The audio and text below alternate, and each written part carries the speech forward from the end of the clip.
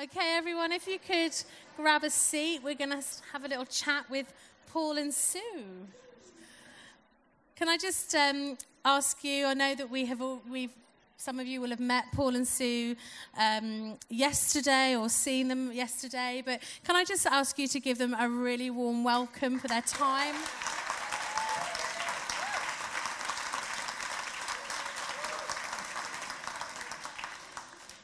So Paul and I were talking a little bit this morning, or I think it might have been yesterday. Paul has actually written 3 books, and he was telling me a story of his grandson kind of looking at his book saying, "So are you an author?" So I think that's really good. So to introduce Paul as an author, a speaker, a leader, a father. Sue is a mother and they've had a wonderful journey, and she's a leader and an incredible, both of them have incredible ministry, and we can't wait to hear more. So we're just going to start really with a really interesting question for you, Paul, which has come through on the text already. What is your favourite coffee bean at the moment? We're moving into the glory straight away here. I currently drink Monmouth Espresso Organic. Where can we get hold of Well, it? It's too special. I hope that Monmouth will one day hear about this, but Monmouth is in Monmouth Street, just near Covent Garden, or Borough Market, which is one of our favourite places to go and eat in London and just wander around. And so they're a coffee shop who have a bean, and they deliver them. They're with me in 24 hours. Oh, wow. Special. I have a very good espresso machine, so it's, I'm just a little bit geekish about my coffee. But not a snob, so I'll drink what you bring me, but I will make something that I really like. That's so cool. Well, there you go. You heard it here first, folks. That's where you get your coffee from. So it's a great privilege to have you. Thank you so much for being here. It's just been so great being with you and just hearing. I mean, yesterday was awesome, wasn't it, guys? Just the teaching. Just not only did it pack a punch, I think it resonated deeply. So thank you so much. So one of the things I just wanted to start with is maybe would be helpful for people in the room was obviously introducing you by name is easy, but I would like to ask you, could you share some of your journey with how you talked yesterday a little bit about going to Bethel, and just wondered if you could just speak a little bit and share about what led you to Bethel. Do you want to start, as you got there first? Okay. Yes, I got there first. I think there was only one other European person that had actually been to Bethel before me, so that's my claim to fame. I got there before anybody else. So, yes, I needed a breakthrough in healing, not physical healing. And we met somebody through Randy Clark coming to England in, 96? Yep. And then I got connected to Bethel through him. They didn't even have a website. Well, I don't know. Was there internet then? I have no idea. There was internet. Just. They didn't have a website though. And God told me that Bethel would be the only place I'd find healing. So, which I always tell other people now is like, there are so many places in your own countries where you can get healing, either physical, emotional, from past, inner healing, deliverance, whatever you need. It's not about... Everybody has their own journey, and just because God told me Bethel was the only place, doesn't mean that it is the only place. Everybody has their own personal journey. So, good. And then it became obvious that I really needed to live there for a period of time, because I was flying in and out to get ministry, which is quite tough if you do a whole week. Yes. Of ministry every day, 9 to 5, all day. Wow. With only a lunch break. That's quite tough. And so it became, and we needed to do that, and then God opened up for Paul to do school of ministry. That became our way in. So again, sometimes it isn't always that you feel like God's saying, I really need to develop more, I really need to go to this school of ministry. Sometimes it can even be a means to an end, but God had his own plan as well. So needed to sort Paul out, really. That was the plan. True story. Yeah, so, Paul did school of ministry and got a career break from the prison. And then I could have ministry and live in an atmosphere of safety. Wow. Because that was a bit of a big deal, that I was in a place that was safer than living in the UK at that time. And then, Bill and Chris offered Paul a job basically after his first year. Bill kind of famously said to Paul at graduation, what you had in prison, we need here. So it's people, isn't it? Yeah. Some are locked up inside. Yeah. Physically, they can't go home in a prison, and others are still locked up inside a prison, but they do go home at night. And they're sometimes harder to pastor and look after than those that you turn a key in a door at night. So that's kind of what happened. That's good. Took one son with us. He was 13, 12 going on 13. Left his brother behind. He was 18, had a girlfriend that obviously trumps parents. And he wanted to go to university. So my only thing was he'd better marry this girl. That's all I can say. Because he's given up coming with his mother. It's not only dads with daughters that have a hard time, it's mums with their son. The first time there's a girl standing in your hallway and she puts her arm around your son, you're like, hang on a minute. What's going on here? But he did eventually marry Amy, so... Yes. Good, yes. Thank the Lord. So that's how we sort of changed the course of our family history, and now we have a son living in Reading. Well, actually, he's just moved to Sacramento, married to an American, and has a dog. A dog. That's their baby. Trust me, she's a baby. Yeah. And we have our son in England with us, in Windsor, and he married Amy, and we have our two little grandsons who is the best thing in the world, better than your own children. Wow. Goes upper level, trust me, of fantasticness. Yes. That sounds awesome. I think I'm very proud. Can you not tell?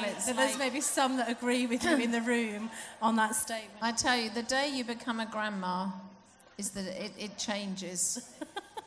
It really does. Changes everything. I tell you, you can't explain it until it happens to you. Yeah. That's wonderful. Plus the fact that you never feel like it's been that long since you gave birth. That thing of like you're in a hospital. Yeah. Which was in the same town I had James, and he's there with his baby, and I'm like, it feels like 5 minutes, and then, since it was me with you, so it's, yeah. And we have 2 sons and 2 grandsons, and our grandsons mirror our 2 sons. So Sue will often call Fletcher Luke. He's It just, isn't it crazy and it's not, how that happens? it's just they're so similar, it's ridiculous. Yeah. And it's fun, it's wonderful. That sounds like... And as you've noticed, my wife is funnier than me, which is not really very fair. She had you laughing within 5 minutes. That's great. Well, now to follow to you, Paul. And not be funny.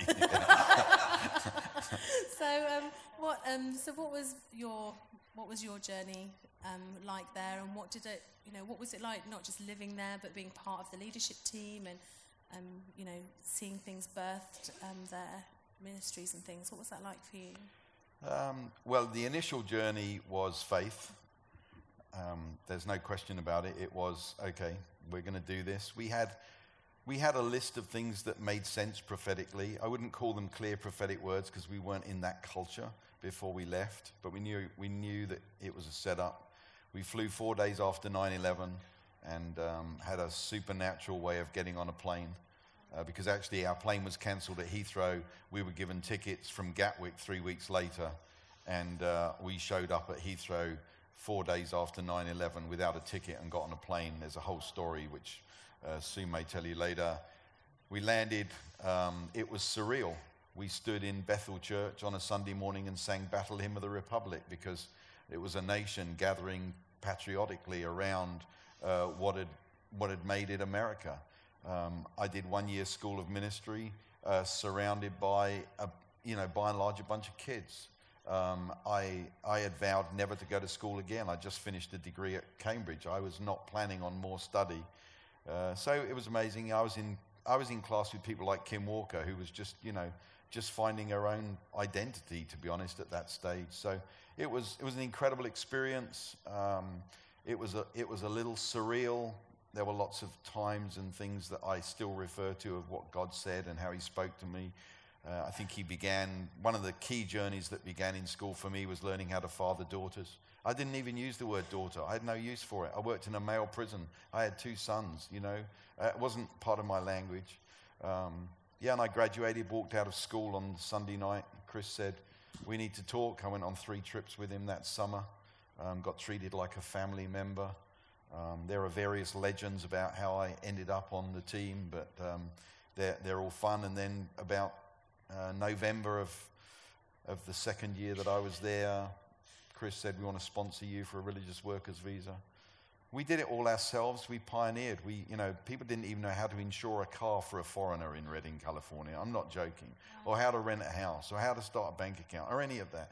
So we did all our visas ourselves. Every one of them was turned down first time round. So it was a journey where we knew God was in it all the way. We had, strange, surreal things. We got our green card the day that we happened to have a meeting in the Civic in Reading, and there were loads of things about it. We just knew God was on it all the way through. As for being on the team, we joined Bethel when it was smaller than this at a conference, I would say. It was only the 2 center sections of the church for a conference. Wow. The school when I went was 100.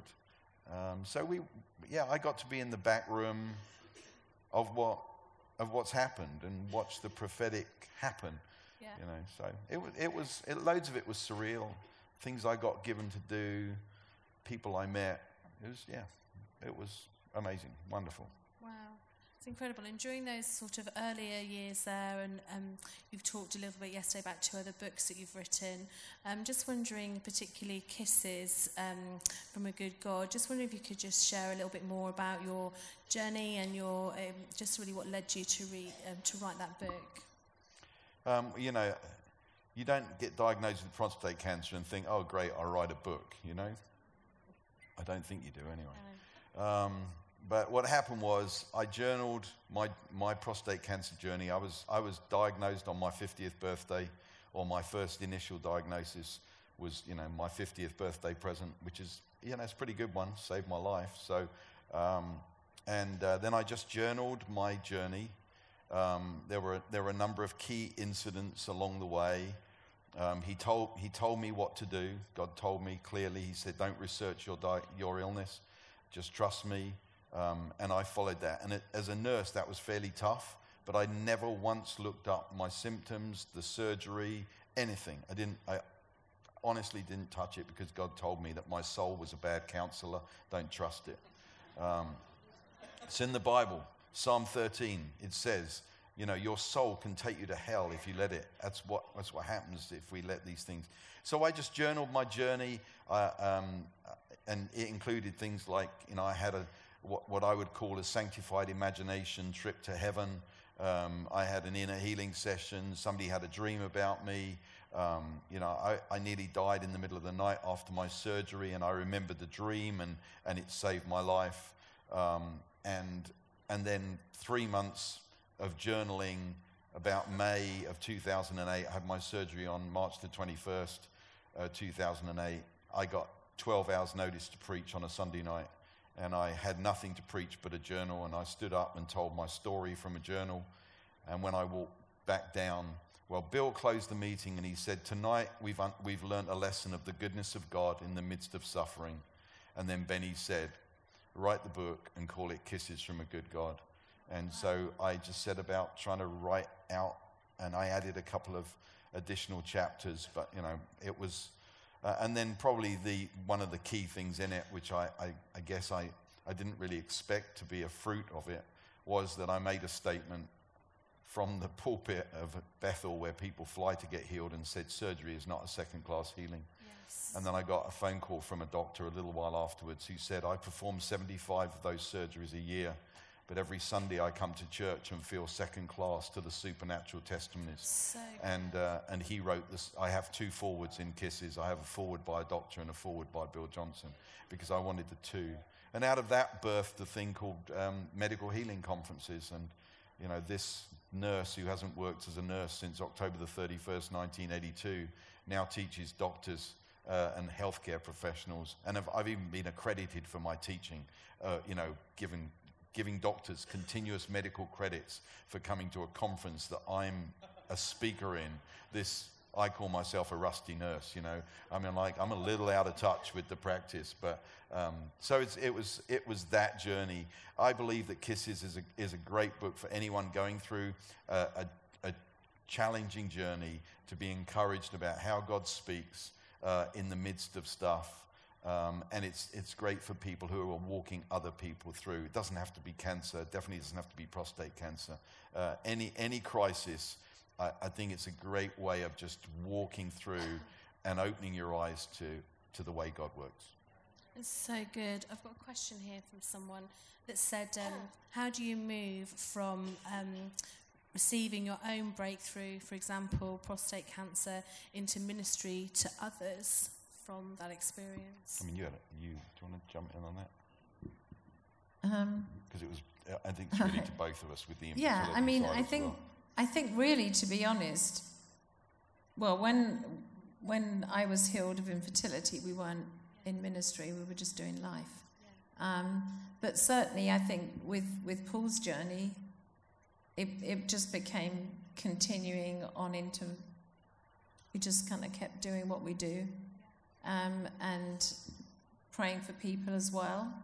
I mean, one thing, being honest, that I did find really hard as the wife of somebody going through something like that, and I'm sure there's spouses in the room who've walked the journey, but in ministry, in the very early days, if we were traveling places, people would always say, can you talk about your cancer?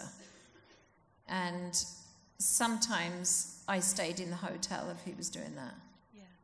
Because it was still those days of like blood test every 3 months, Yes. and trusting God, and that kind of a thing, or that you became the person that there's a line of people that have cancer and they stand in front of you and say, I've got 6 weeks to live.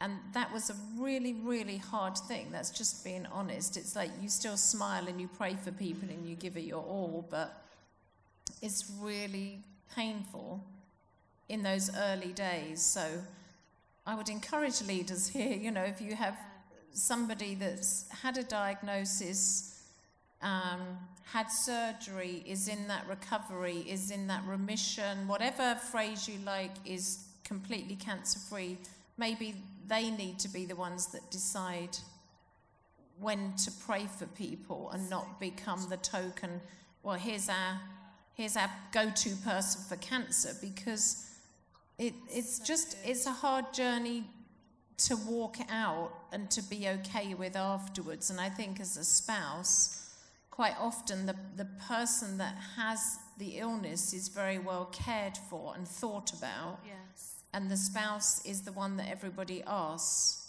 are they okay? What's the diagnosis? And in America, I'm sorry if there's anybody American here, they do tend to want to know every single detail. I do feel like in Britain we're a little bit more, I don't know what the word would be, reserved. You know, you don't go up to somebody when they've been diagnosed and say, what stage are you at? And then when you say, actually, that's not of a concern to us, the doctor hasn't discussed that, and they then say, you do realise if it's at this point, there's nothing they can do. And then they walk away, and you're like, seriously, you just actually said that out loud. Or they stop you in Costco or the supermarket and say, "Oh, sorry to hear about your diagnosis. Did they give you a time?" I'm like, "Yeah, wait, I've just got my shopping trolley. What are you doing?" You know, which at the time was really like somebody just punched you in the stomach or something. But as a leader, you have to smile and be nice and not punch them. Because that's not generally accepted. And certainly not in the US, where you can be arrested for, you know... Do you see my point? She's answered a question about cancer and everyone's laughing. What's up with this? You know, years we should call you Michaela McIntyre or something, you know? Years later, you can... You know, it's like I know people say, if you can laugh about it later, you should be able to laugh about it at the time. And there's certain things that you're not going to laugh about at the time. Sure. But later, when you reflect on it, you can be like, seriously, come on, people. I'm trying to help you here so that you don't make the same mistakes. Or with infertility, sure. That lots of women will smile through that. Yeah. But it's extremely hard being in a church that's very fertile. Because every other woman seems to be pregnant, or on their second. That's even worse. Sure. They've managed to get to their second, and you have to smile through. And usually, us ladies that are like that, we're the ones running the toddler clubs. And so it's there all the time. So I think it's just... but we just carried on. We just ministered to people, prayed for people. I think with the infertility, that became a lot later. When we were at Bethel and realizing and knowing more, like if you've had your breakthrough, then you have more authority. Right. And so because, you know, Bill will often talk about, you know, if somebody shares with him an obscure miracle, say, something's been healed he's never heard about, and it's a trustworthy person, you've not just read it on the internet,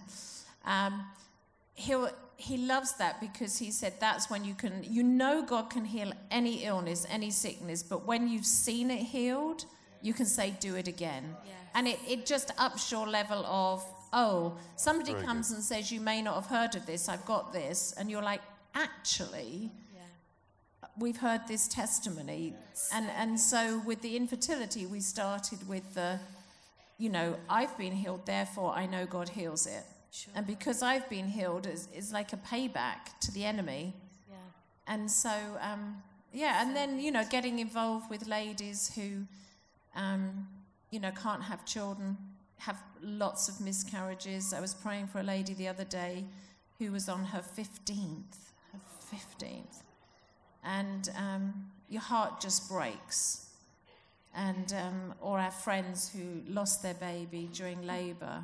And it's like your heart just breaks for women with this kind of loss that often the church doesn't really respond that well to, because it's like, well, it's just, how many weeks were you? You're only 10 weeks. It's not that bad. And yet, and every woman will know the second you get a pregnancy test, you know the date of the birth. You know what school they might. It's like all of these things. So you've not lost this tiny, tiny blueberry-sized baby.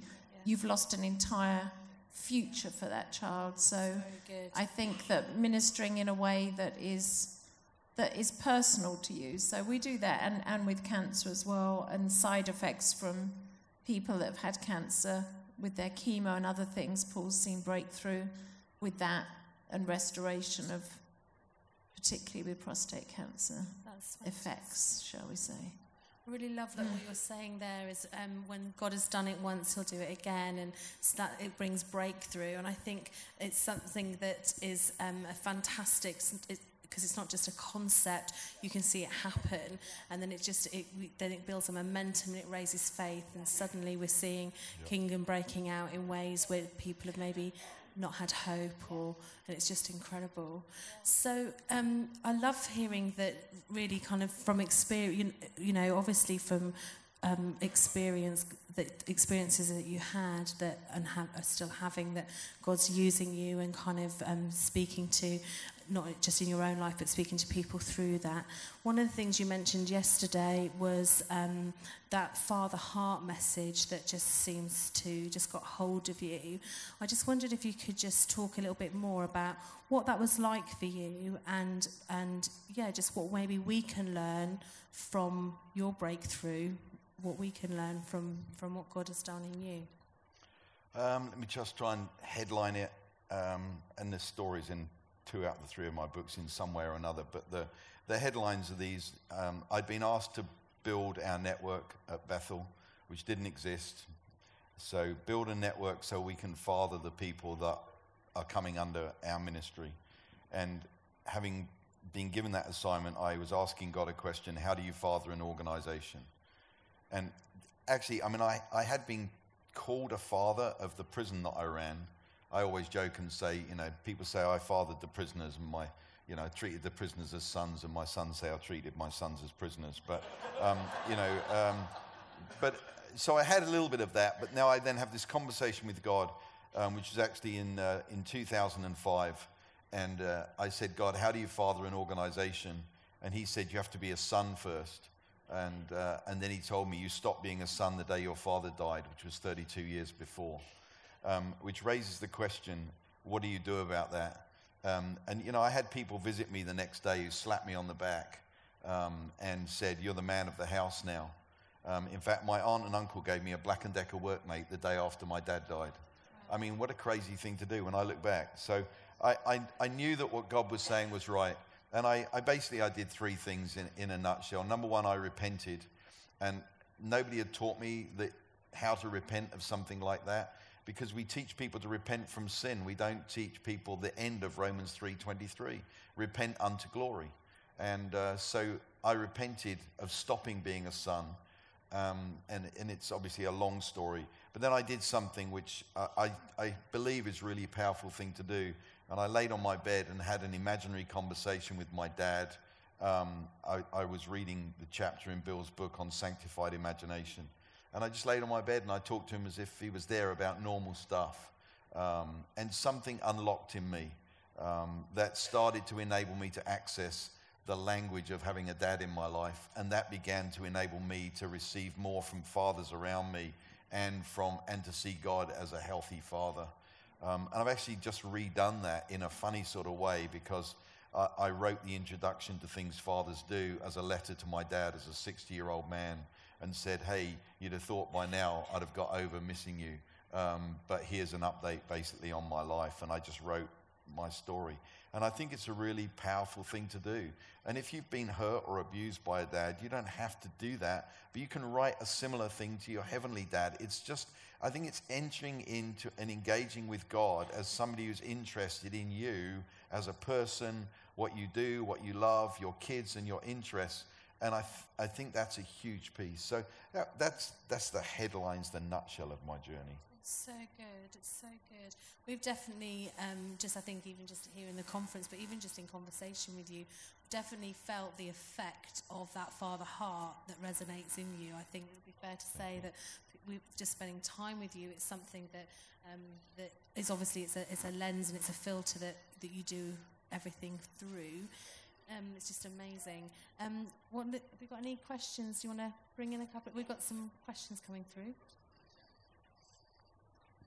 Just sort of taking you on a slightly different road, but one of the questions is what are your 3 top priorities for life?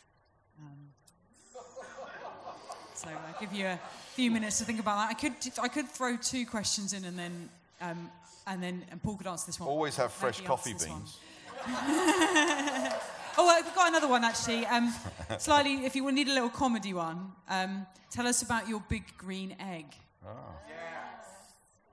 I didn't know what a big green egg was until somebody told me. So you could do that one and your top 3. Oh, gosh, I don't know that I would ever narrow my life down to top 3 priorities. I mean, it's... Really me? Well, I was going to say, I was going to get there. Give him a help. Assumed, that's an assumed. All the best decisions of my life have been for family. There's no question about that. So the decision that we made to go to America was for Sue. The decision for coming back, although Europe was in it, a huge chunk of that is grandsons, sons, us. So, I mean, they're really big priorities. I just don't know that I would go, here's my top 3 priorities. But absolutely, I do my absolute best to do what I can to lay down my life for my wife. That makes me tea every morning. That's a winner. That's before the coffee, yeah. So good. Yeah. And I make you the coffee. Although you can make the coffee, but I love making coffee. So I think making sure that ministry isn't all it's about. Like we grew up in a church whereby it was Jesus first, that's a given, but then it was church, then your job, and then your family. So if you didn't have a job, if church was your job, ministry. And I just think that we do see that it is very easy to use the words, I feel like God's saying I should do this. So, you're traveling, you're ministering, you're doing, and that becomes your identity. That becomes that's the only place you ever get any kind of I'm here with a mic type of thing. And we do see it we see it with friends, we see it with other people that we've got to know over the years who, and I'm not talking about the Bethel staff now, okay, just in case you might think that. We're talking outside of there, different people we've met over the years who are successful, and yet, I've got to know their wives, and there's a complete other story with their kids, and I think if you're successful in ministry and people want you all over the world, and your kids don't want to talk to you, or they say, it's like one time our friend, his children were in church, and he kept talking about his spiritual son and how proud he was of his spiritual son somewhere else. And his own son was sat on the front row, and he just said, I wish my dad would see me like he does this person. And so we've always been very aware that, you cannot make ministry or your job as a church leader the thing. You have to have some boundaries. You have to take time off. It's a little bit like if I was sitting, or if my watch buzzed and it was my son, and then I didn't answer and it buzzed again, I'd be saying, excuse me, I need to just go check. Yeah. Because you don't want to be speaking if your kids need you. You know that, and you can't go overboard on that. However, I just think we've seen it quite a lot where people are successful, or they have big churches and people are like, wow, this pastor, he's at everything, he does everything, all of these different things, but your family. Because we heard at Spring Harvest one year, one of the speakers was saying, and I know somebody had asked a question, what do you think God's going to say to you when you get to heaven? And he said, the first thing God's going to say to me is, and I won't use his wife's name, he'll say, where's your wife? And that always struck me over the years as and then she told me that. Yeah, but it's that is the truth, isn't it? It's like as men, it's like you could be the most successful man in ministry, and yet you could say, but I've seen millions come to know Jesus. Where's your wife? How's she doing? How did she do? Yeah, so I think it's like when Paul said he puts me first. He really does. Because is that recorded? So that good. Clip there? So good. So good. Yeah. Well, we kind of met you guys. The green egg. Quick. The green egg. Actually, I think the green egg fits into something bigger, and that is my very good friend Steve Witt stood in my kitchen years ago and pointed at me making coffee and said, "That's your soul corner." And he's since gone on to say that what we need to have soul things, soul places, and soul people. And when those three things converge, there is a place of soul rest.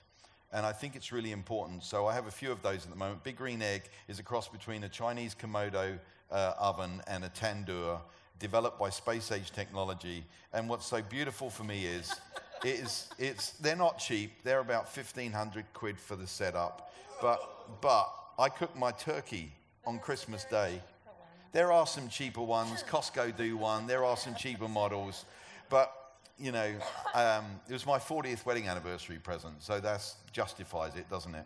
And it's British Racing Green, you know. And so you can, I mean, last week I cooked pizzas outside in England in the drizzling rain, and I'm firing that thing up at somewhere around 375 centigrade, cooking a pizza in 3 minutes, cooked a Christmas turkey outdoors. It brings a smile to my face. I can light that baby, you know. So I think we all need those kind of places. Here's a really interesting thing I just learned. For those in ministry, people in ministry who feel like they're burning out typically go for a spiritual solution. And if you do all the spiritual stuff, it actually doesn't refresh your soul and your body. You always need to have that sense of, make sure you're pouring some into your soul, some into your body, and some into your spirit. So my green egg, it is my other woman. It's good.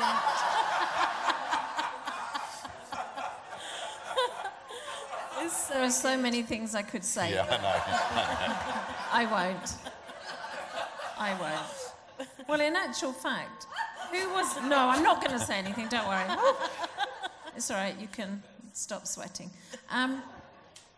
Who was it in the Bible stuck under a tree? Was it Elijah? Elijah. And, yeah, having his little burnout.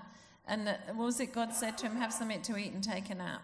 Yeah. You know, sometimes I think that follows on. It's like sometimes it really is that you do need to just do something fun. And going away for a silent spiritual retreat to have God talk to you is great. But if you come back still feeling a bit the same, then you throw guilt onto that because somehow God hasn't resolved the problem. Maybe you really do need to just go somewhere and have a holiday, take a nap, have something to eat. And I think it's, you know, so if you feel stressed and burnt out as a leader, have a nap, get something to eat. Do it on the big green egg is like Elijah, because basically you can light it in the rain. Yes. That's what it is. It's in the Bible. Very good. Very good. That's so good. I think actually, right now, I think that's actually a really good word for now. I think we're kind of rediscovering what it is to rest and to work from a place of rest, not work to rest. And I think that's actually probably even a word for some people in the room, that there's this time actually to understand what it is to rest as the whole person and not just look for a spiritual top up, but to kind of allow God to show you as what it is to rest. So if that's a word for you, take that just now, I would say. By Garden City, Garden, not God and, Garden, Garden City, by John Mark Comer. In my opinion, one of the best books of this moment on this subject. Fantastic. Brilliant book. Doesn't mention big green eggs, but it is really good for him. Is he at Wildfires this year? He's at Wildfires this year. He's from Portland, Oregon. After the big church day out, have you heard of Big Church? Yes. Paul's speaking at something there, so we get to stay in the big house, which is rather lovely. And then Wildfires, which is camping, when we're camping in an Airbnb. I think that's the way to do it, Sue. I know. And it's a top tip, everybody. I know. Camp in an Airbnb. That's so and but yeah, we just went for one day last year because the church we attend Sunday mornings is sort of a part of the 5 or 6 who started that. So like a huge portion of the church will go camp together for a few days. So they just have some fantastic speakers, and he's one of them. So it's a good event to go to. I mean, our son and his wife love camping, seriously love camping. But I seriously don't love camping. So I've done it. Yes. In the past with our church over the years, but I feel like now we have Airbnbs, so and electricity. It's good. It's good. So let's have that. Yes. It's fantastic. And outlets. power things. Yes. There you go. Top tip for Connect Festival, everybody. An Airbnb. We'll all be fighting to get the best one. And we first heard about the Green Egg and your love of coffee at Milton Keynes last year, where you were hosting the event Bringing Bethel Home. And we just had such a wonderful time with you on that day. It was great. Can you just share a little bit about what that is, what that's about? Well, Bringing Bethel Home is so the guys out of Bethel, when I told them about this idea of having an event called Bringing Bethel Home, said, that's a weird title. I said, yeah, it's only weird until you've left. It's not weird when you've left. And it's not saying it's all about Bethel, because it's not, but there is something about Bethel. We've got thousands of students who come back, who try and work out, how do I do life? And other people who've been influenced by the culture of Bethel or the books of Bethel. And I mean, you're privileged to be in this environment, which is incredible, but not everyone is. And so we just started doing something which is probably going to be 4, 5, or 6 times a year, maybe, of just a one-day gathering where we lead the atmosphere. We have alumni leading worship. We have alumni that are helping us to minister and prophesy and pray for healing, and just to lead an atmosphere that we're familiar with, to really just encourage people of how do you take what you gave your life to for 1, 2, 3, or 15 years and bring it back, and you know, an awkward phrase would be translate Bethel into the British or the European culture, and try and just work out what does it really look like. So that's why we started doing it. We had one in Milton Keynes, we've had one in Grantham, we've got one at the end of this month in Leicester. Yes, this is it the 20th? Oh, the end of next month. Yeah. Ooh. The end of the month is cool. Today. It's that weird day, February the 29th. It's the extra day. Happy Leap Day or something, yeah. So that's what we're doing, and we're not trying to grow a ministry out of it. We just want to create a venue where we can basically have some connection, fun, encourage each other, and it's open to anybody. Yeah, I think we'd started off by thinking, what can we do for our alumni and bring them together? And then in talking about it, I thought, well, that's great to have alumni in the room, and everybody, they can all chat, they can all, you know, we can encourage them, whatever. Or we could invite lots of other people in, and then our alumni could meet together still, but then they could do something of what they went and trained for. And they can actually impart and pray for people and prophesy. We've just, last event we had 40 alumni at, and it was just so much fun watching them come alive. Yes. And realizing that they hadn't, some of them, I think the longest out from school was 2003. Yeah. They still had it, they hadn't lost it. Yes. And they get up and have a mic and prophesy, or they pray for healing. And it's a fantastic event. So it sort of started for them, and then we added other people so that we could so they could pray for others as well, and you know, different things like that. And we've made it the kind of event where it's literally just covering our costs. That's how we wanted to do it, so that it was an event where we don't have to take up an offering. There aren't honorariums. It's just like this. We just see how much the venue needs from us in their costing, and then charge that for tickets. Now, the last event, the church wanted to gift us the day, and which was so generous of them.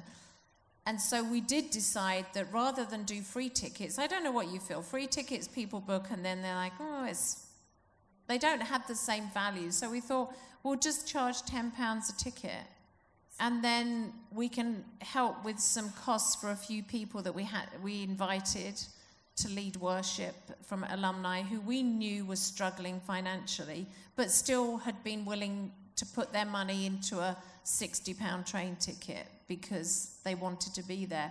So we were able to fund them, and then the rest of the money now we can keep for alumni. So when we do the events again, we've got money to sow in for them. And so say the next one is March 27th in Leicester. And it has to be a Friday, which is quite an awkward day for a one-day thing because people, lots of people, including alumni, are actually working. But the School of Ministry in Reading, their missions teams, go out all over the world that week. And so there's a team in the UK. And so one of the teams is coming to Leicester. So that's the day they're in Leicester. So we're going to incorporate them and going to have a sort of crazy night of revival and whatever God chooses to do, but healing, so encouraging people to buy a ticket and get a free ticket to bring someone, see salvation and healing. So we're just starting with that, but we just really feel like there are people who really do need that, and they've expressed, when they came to Milton Keynes, we have some friends who are pastors, and they were a little bit later arriving, so they were grabbing their tea. And they've been out to Bethel a lot of times. They go to different things out there. But they said when the music started, and we didn't have like this massive band. It wasn't as good as here. We had a few people that got together that morning, alumni, and worked it out. But they said as the guitar started, it was a sound, and they said they both started crying because they felt feels like home again. And so I think we can never fully understand how something's going to feel for people, but we just know that that's something that we want to do, and we'll see where God takes it. But it's a good way for our alumni too to get back. And, the hope would be in the future that we can get to know more churches. Churches come, leaders come, we can connect our alumni with them. And that's always good when people don't know. It's like, we've come here now, and so this is a place now that we can say to our alumni, hey, we know somewhere that you could land and you could be happy. Because sometimes they're like, how am I going to find a church like Bethel? And we'll say, well, first of all, you won't, because every church is unique. And you may not find somewhere that's got 1,000 people. But, like last week, we're in our church in Windsor with 100 people. Sunday before, we'd been in Bethel, Atlanta, in a massive marquee with Donna Summers' sister leading worship. So she upped the level. And the week before, we were in Bethel. But when I shut my eyes when the worship was singing, it felt absolutely no different to those two other places. So I think with them, sometimes it's a mindset. But to be able to say to people, here's a place where you could shut your eyes and it would feel like home. I think that's the thing. So that's what we hope to build as well, to be able to get more connected with church leaders who come along and say, finding safe places for our alumni to land and be successful doing life, basically, and having a church family that they can get as family. That's great. So good. We certainly enjoyed our time up there with you guys. It was really good. Really, it was a good day, wasn't it? Yeah, it's brilliant. Like the practice one. You never know whether it's going to be like, okay, let's do this, see what happens. But God, when you're faithful, God shows up. Yeah. In spite of you, type of thing, and he's faithful and shows up. So it was great time there. So you've been back in the UK for a little while. So just wondering very simply and practically, kind of what brought you guys back home after being in Bethel for 15 years? I mean, it was a combination of things. It was, for me, there was definitely, the way I describe it is, when your wife gives you a jar that she can't open, the decent husbands loosen it and give it back for their wife to finish it off. I don't think you think it through, but you do. I think God did that to me. I think he loosened the lid. For me, it began with the prophetic word about stadiums, of going to Nuremberg and prophetic words. And then we were actually offered a church in this country to lead, which probably would have been a disaster if we'd been trying to do it now. It wasn't where our grandkids are, which would make it a disaster. So that kind of loosened the lid, and prophetic words came in, and then we were on a journey. Plus, the idea of moving back to live here near our son, daughter-in-law, and our two grandsons. not wanting to retire in Reading, should there be any retirement ever in our lives, but not wanting to retire in a climate that's, very hot, doesn't have the culture in the town, city that we would want. So a lot of those things merged together, and the huge piece of coming back to family was definitely in there. Yeah, and I think we were travelling more and more into Europe from Reading, which is a long, 14 hours on a plane is just not good. And maybe doing that twice a month, you just really want to cry every time you step into an airport, really, to be honest. And especially if you don't sleep on a plane, being real. But we would go to different places and you'd sit with people and they'd look across the table and say, why do you live in America when you should be in Europe, when Europe needs you, particularly for Paul? Europe needs more fathers. Or we'd be in the stadium in Nuremberg and watching hundreds running as fast as they could to fall on their faces and give their lives to Jesus. And the sense that God was doing something in Europe. And maybe from afar it's easier to see some of the things he's doing more than when you're living in them sometimes.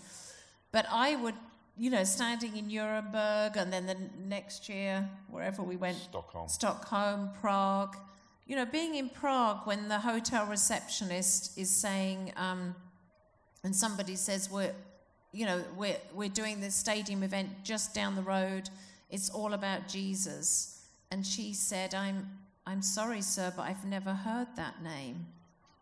And you're about 23 years old, but it's a country where communism was. And you realize, there's stuff going on in Europe. And I started to feel jealous for people. I started to think, why would I live in America when God's going to move in Europe and we're not going to be there?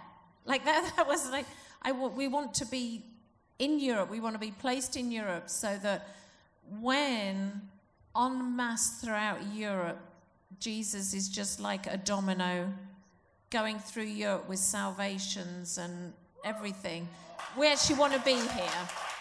So that's how we really saw it. And the stories we get privileged to hear about what God's doing throughout Europe is just crazy amazing. And yet we hear in the press them saying, in the UK, less people are going to church. And I'm like, you're looking a lot at the Church of England. But those are not the stories we hear. We hear more stories about churches gaining through salvations. And so that really was a huge part. And we always say, our grandsons, that was the bonus. That was God saying, I have a plan for you in Europe. But him being really excited that we'd get to live around the corner from our grandsons so they can knock on the door, and the youngest can just about see above the outer door, the glass, and his little smiling face. And the other day I told him we'd booked an apartment in St Ives in Cornwall in the summer when they're going to be there. And his first thing was, are you going to live there forever? And I said, no, it's just a week and then we'll still be living here. Because they just ask those kind of questions, are you staying? Are you staying? So we're like, yes, we're staying. And 3 years on, that's still a little thought in their heads. One of our trips back to England, our oldest, so it was before we moved back, so he would have been, less than 7. He sat in the back of the car and said, basically, I thought family was supposed to live in the same country. How to break your heart, little grandson. So, yeah. And actually, for me, the final moment, the absolute 100% undeniable moment was when we sat in my mum's house and Sue's mum had left some things there for us, a pile of books, 60 years memorabilia of her grandfather in Europe, but on top was a book, Tortured for Christ, the first edition, written by Richard Wurmbrand, the foreword written by her grandfather, who's the man who gave me the advice to get into ministry, and it was signed by Richard Wurmbrand. And for me, I held that and knew, this is our inheritance, we're coming home. That was the final thing. They're absolute, no arguments now, we're going home. So, yeah. Best decision we ever did was go to Reading. Best decision we ever made was come back. Wow. We're very grateful that you have come back. It's amazing. We're just going to finish off with some quick fire questions from you, Sam. Is that okay? That'd be great. Should we see if we can get through 5 really quickly? Do you reckon? We'll do like do you reckon we minute can do answers. that? So I'm just going to come and sneak around here. So, okay. How do you create space for intimacy with God? Quick fire question. Short question. I think you get real and you make it life. And you try and avoid the religion aspect of it. So if you can't be with God walking through the shops, walking through the park, obviously, you get up, you read the word. But I think the more it's part of life, the more it's an integrated part of life, the more your eyes are open to see him. You've got the ocean down here, or the sea, we call it in England, don't we? But, so make it part of life, and don't get too religious about it. Great, thank you. Paul, probably again to you, actually.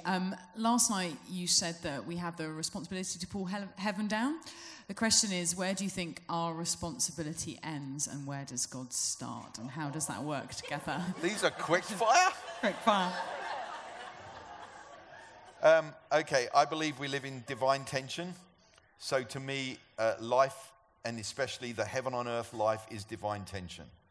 And in everything, for instance, with a prophetic word, if I give you a prophetic word, I would suggest you work out the part you can do and the part you leave to him. So you always walk in the tension of that.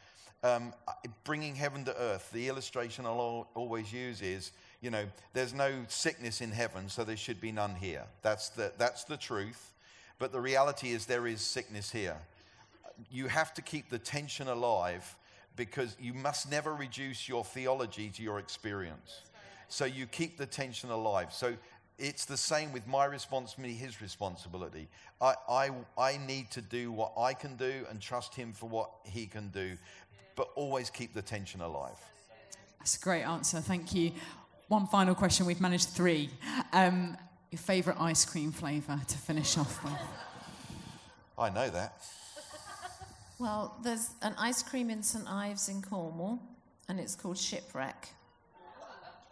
So if you go to St Ives for your holiday, I can tell you exactly. It's salted caramel with honeycomb. Oh, yum. And in January there, in the same place, you can get Christmas pudding ice cream. And they use real Christmas pudding, and trust me, it's really quite amazing. So middle of August, I will be having Shipwreck ice cream. And my grandson loves it as well. So he's always like, Grandma, we're going to have Shipwreck ice cream. Then we're going to go to the pub. And that's his favourite place. He's like, my favourite place in the world is the Lifeboat Inn pub. Because that's where he goes to watch football on the big screen. He doesn't understand about beer. That's where he goes to watch football. So he's like, we'll have Shipwreck ice cream and then we'll go to the pub, Grandma. He's 7. But he just loves football. And it's a massive screen. But it just sounds funny when he says that out loud. Yeah. Especially in church. I don't know. What's yours? I just like ice cream. Yeah, Paul quite likes vanilla. Yeah, I do. But like really a good vanilla. Not And I've been known to make ice cream. I was going to say, yeah, I mean... Caramelized orange with Grand Marnier. You kind of need your own ice cream machine. Yeah, it's not hard to make. No, but you need your own ice cream machine. Good job it's lunchtime, otherwise we'd all be like... We're all salivating. I don't know, I mean, by the beach there have to be ice cream places. Yes. If you haven't worked it out, I love to cook. If I had my life all over again, I would want to be a Michelin star chef. Wow. Yeah. Wow. Do you know what I would like to be, so we can end on a super spiritual note? Go. I would like to be a profiler that hunts down serial killers. There we go. I think that's got to be the quote of the day. That's your tweet right there. I'm quite good at spotting them. So good. No, seriously, I told Chris Valentin that when he asked me if I could do anything in the world. And then he said, why are you not pursuing that? So I said, because you need a maths degree and I don't have one. No, seriously, I don't have I'm hopeless at maths, otherwise... That would be your full-time... That would be my full-time job, yeah. That is excellent. Guys, can we give Paul and Sue a massive round of applause? Thank you so much for your time. Thank you.